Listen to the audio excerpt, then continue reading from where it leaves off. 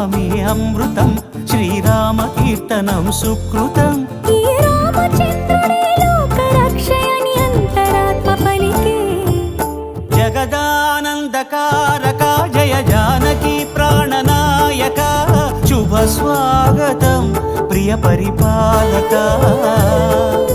జగదానందకారక జయ జానకి ప్రాణనాయక, శుభ స్వాగతం ప్రియ పరిపాలక. మంగళకరమౌ నీరాక, ధర్మానికి వేదిక అవుగాక, మా జీవనమే ఇక పావనమౌగాక.